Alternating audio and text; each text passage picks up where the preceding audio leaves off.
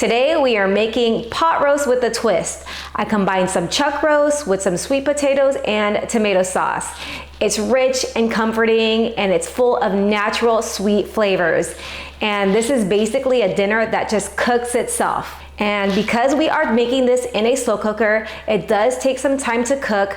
So honestly, it's really easy, very, very minimal prep work. Just toss everything into a slow cooker, set it and forget it. And I really love this version because you just get that natural sweetness from the sweet potatoes and the carrots, and they are cooked until they're buttery soft. And that tomato sauce creates this delicious, slightly tangy and sweet gravy that's actually deeper than your classic pot roast. It's just pure comfort in a bowl. And since it does take some time, I did prep this recipe earlier, and I'll show you guys exactly what I did. All right, so to my slow cooker, I'm going to add about 2.5 pounds of beef chuck roast. You can go anywhere between 2 to 3 pounds. And I did cut mine up into chunks just because I wanted to trim some of that fat off, but you could definitely leave your roast whole and just put it right into the slow cooker. But me personally, I don't like, that big chunk of fat in there. But anyways, you do you. So now I'm going to give everything a good seasoning of some salt and pepper.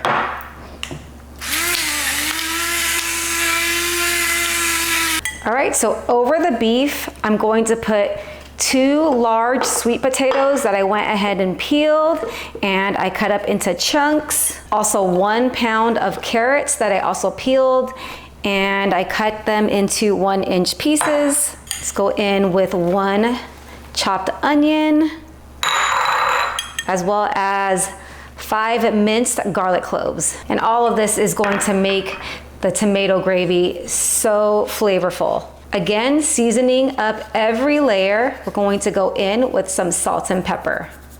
Some pepper. And in goes a 28-ounce can of crushed tomatoes.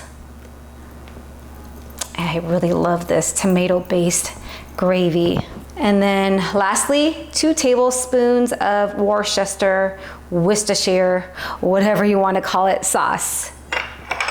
And that's pretty much it. We're gonna let the slow cooker do the work for us. So I'm going to cover and cook it on high heat for about 4 to 6 hours. You'll know when it's done when the meat is tender and just falling apart. If it's not shredding easily or not falling apart, that means it needs just a bit more time. So yes, it's about 4 to 6 hours on high or 8 to 10 hours on low. So go ahead and go about your day. And then when you're done, you have a delicious meal waiting for you.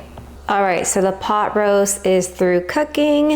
It is looking really good, and it did take the full 6 hours to get nice, tender, and falling apart. And see how it shreds super duper easily? That's exactly what you want. So you could definitely serve this up on its own. You've got your meat, you've got your carbs, you've got your veg. My son, who eats everything over rice, is gonna have this over some rice. You could also serve it with some crusty bread. Like I said, serve it with whatever you like. I just cannot wait to try this because it is looking so rich and thick and delicious. Okay, so I've got a good piece of meat, potato, and I'm gonna get a little bit of that carrot too. See, everything is just like so tender. I just barely have to push down on my spoon and it just falls apart. And like I mentioned earlier, you wanna make sure to cook this until it is tender and falling apart. All right, less talking. Cheers. Big bite, guys.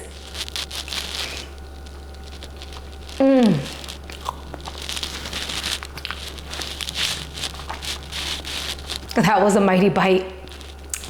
Oh my goodness, this is pure comfort in a bowl.